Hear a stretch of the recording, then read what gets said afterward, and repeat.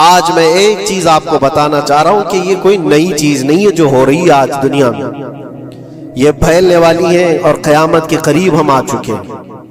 ہو سکتا ہے دنیا پوری جنگوں کے لپیٹ میں ہو، جو رسول پاک صلی اللہ علیہ وسلم نے ارشاد فرمایا قتل اتنا بڑھ جائے گا کہ 100 لوگ ہوں تو 99 مر جائیں گے، ایک بچ جائے گا۔ قتل اتنا بڑھ جائے گا، یہ جنگ کی آگ ہو سکتا ہے آس پاس سب پھیل جائے، جس کی وجہ سے اس وبا میں، اس بلا میں سب ملوث ہونے لگ جائیں گے۔ اور ایک بات یہ بھی یاد رکھو، چاہے جیسی بھی حکومت، تاریخ پوری اٹھا کر کے دیکھنا، ظلم کے بعد جو غرور و تکبر میں آ کر فرعون بننے کی کوشش کرتا ہے، اس کا انجام اللہ تعالیٰ بہت بھیانک فرماتا ہے، بہت بھیانک انجام ہوتا ہے۔ اب کے ظالم بھی اپنے انجام کے بہت قریب آ چکے ہیں، انہوں نے ظلم اتنا کیا ہے، وہ بچوں کی آہیں، وہ عورتوں کی چیخیں کیا بارگاہ رب العزت میں نہ پہنچی ہوں گی؟ رب تبارک و تعالیٰ خود فرماتا ہے سَيَعْلَمُ الَّذِينَ ظَلَمُوا أَيَّ مُنْقَلَبٍ يَنْقَلِبُونَ، ان قریب ظالم یہ دیکھ لیں گے کہ کس پلٹی میں اللہ تعالیٰ انہیں گرانے والا ہے۔ جو جال وہ اپنے دشمنوں کے لیے بنتے ہیں، اللہ تعالیٰ اسی جال میں ان کو پھنساتا ہے۔ آج دیکھنا آپ، تاریخ کی سچائیاں آپ کو اس بات کا جواب دیں گی۔ ظالم یہ سمجھتا ہے کہ میں خدا کے برابر ہو چکا، مجھے کوئی بھی ہلاک نہیں کر سکتا۔ اللہ تعالیٰ فرماتا ہے اینما تکونوا یدرککم الموت ولو کنتم فی بروج مشیدہ، تم مضبوط قلعے میں کیوں نہ بیٹھے ہو، موت تمہارے پاس آ کر پکڑ لے۔ اور رب تبارک و تعالیٰ کے لیے کوئی چیز ناممکن ہے۔ لوگ آج ہوا بناتے ہیں کہ ایئر ڈیفنس سسٹم اتنا بڑا ہے کوئی کچھ نہیں کر سکتا، ایک چھوٹے سے پدے سے ایک ناجائز کنٹری کو محفوظ دکھانے کے لیے دنیا پتہ نہیں کیا کیا باتیں وائرل کرتی ہے۔ اسرائیل کے پاس آئرن ڈوم ہے، ایئر ڈیفنس سسٹم اتنے بڑے ہیں، کوئی نہیں آ سکتا۔ وہ خدا ہے؟ کوئی خدا ہے؟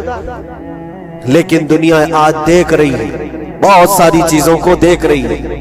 مجھے یہاں پر کسی کے سلسلے میں نہیں کہنا، لیکن ایک بات کہنا ہے کہ نشہ میں چور، گھمنڈ میں چور جو بندہ ہوتا ہے، اللہ تعالیٰ کبھی اس کو مچھر سے بھی ہلاک کرتا ہے۔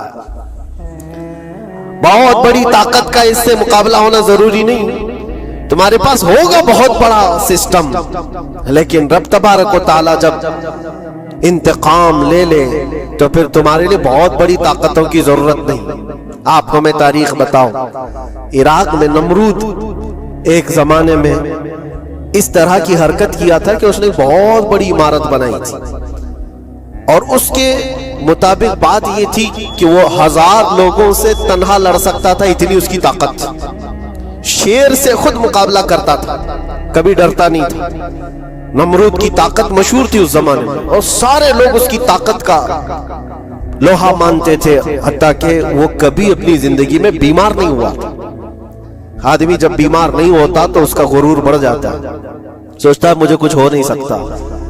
نمرود نے اس کے بعد یہ دیکھا ساری دنیا میرے قبضے میں ہے، طاقت و دولت کے ذخیرے سب اس کے پاس سے، لیکن ایک چیز نہیں تھی، موت پر کنٹرول۔ اس کو کیسے کیا جائے کنٹرول؟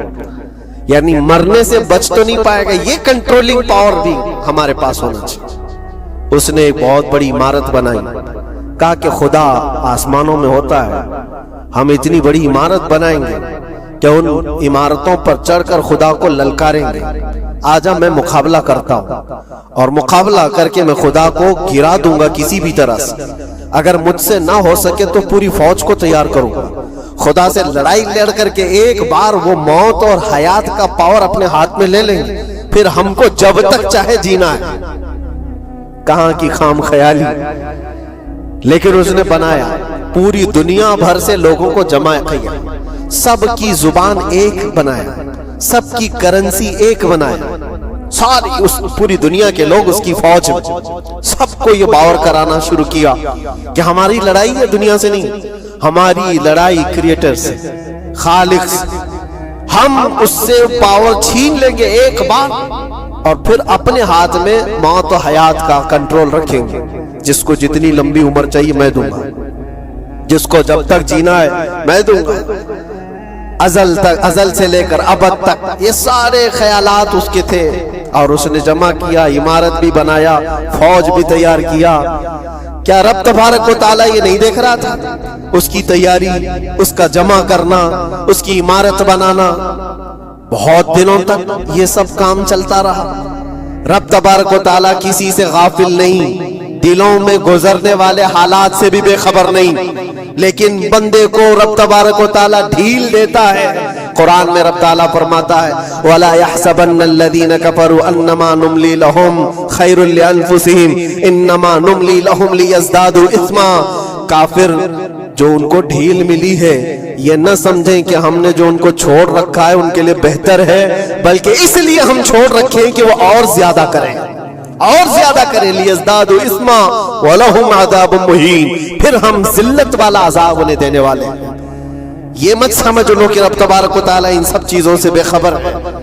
نمرود اتنا سب کرتا رہا، اللہ نے اس کو چھوڑ رکھا، بنا لے لمبی عمارت، بنا فوج بھی بنا لے، ساری چیزیں بنا لیا، مقابلے کے لیے اس نے دن بھی طے کر لیا۔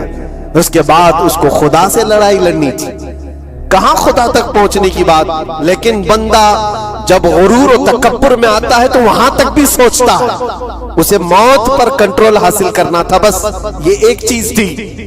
پھر جب وہ دن آیا، کتابوں میں ملتا ہے اللہ تبارک و تعالیٰ نے فرشتے اس کی جو تعداد ہے اس کا کسی کو علم نہیں۔ بارش کے جتنے قطرات گرتے ہیں نا، ایک ایک فرشتہ بوند لا کر رکھتا ہے۔ اب آپ اندازہ کر سکتے ہیں فرشتوں کی تعداد کتنی ہو سکتی۔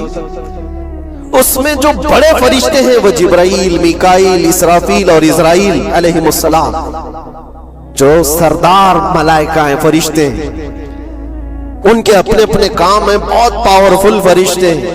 ان کی بات نہیں کر رہا، کسی ایک عام فرشتے کو رب تبارک و تعالیٰ نے بلایا اور فرمایا جاؤ زمین پر، ہمارے ایک بندے نے ہم سے لڑائی کا ارادہ کر لیا، اس کی طاقت و قوت اور اس کی جمع شدہ ساری چیزوں کو دیکھ کر کے آؤ۔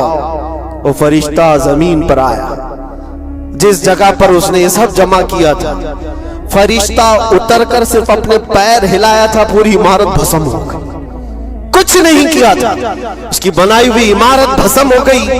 جتنی فوج جمع کیا تھا سب کیڑے مکوڑوں کی طرح مر گئے، اور سب کی زبانیں مختلف ہو گئی، کوئی ایک دوسرے کو پہچان نہیں پا رہا۔ یہ منٹوں کی بھی بات نہیں تھی، سیکنڈوں کی بات تھی۔ فرشتہ واپس چلا گیا، نمرود کا زوال ہو گیا، ختم ہو گیا۔ یہ تاریخ کی ایک بات ہے، اور یہ روایت ہم اپنی کتابوں میں نہیں رکھتے، یہ روایت یہودیوں کی کتابوں سے ہی ہے۔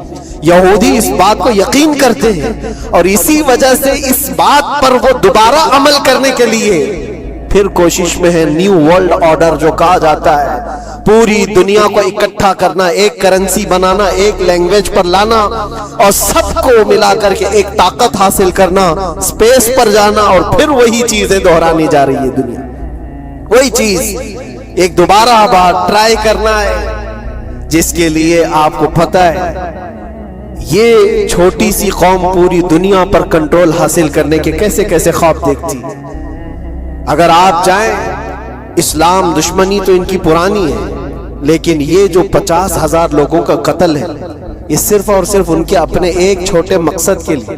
ہو سکتا ہے بہت ساری باتیں، غزہ پٹی ایک ہی علاقہ بچا ہوا ہے فلسطین کا، باقی سب تو یہ قبضہ کر چکے 1947 کے بعد، 48 کے بعد۔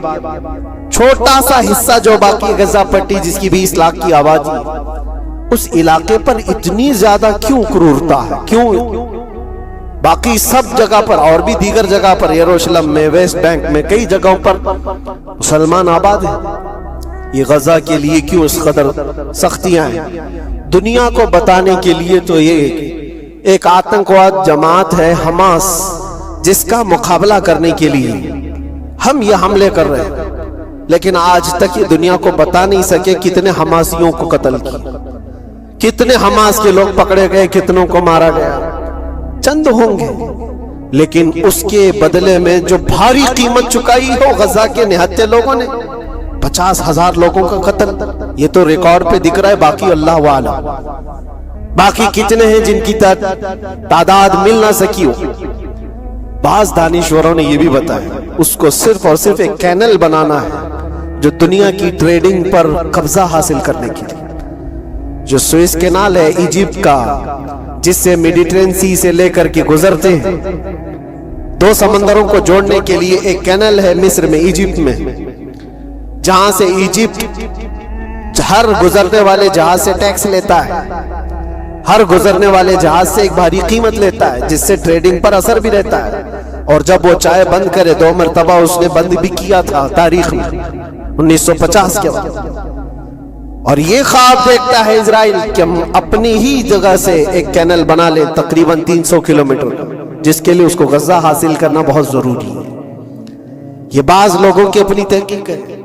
تو کیا کوئی اپنے مفاد کا حاصل کرنے کے لیے 50,000 لوگوں کا قتل کر سکتا ہے؟ دنیا کو یہ بھیانک چہرہ بھی تو معلوم ہونا چاہیے. اگر ان کو کوئی راستہ بنانا ہے تو اس کے لیے انسانیت کا قتل کرنا.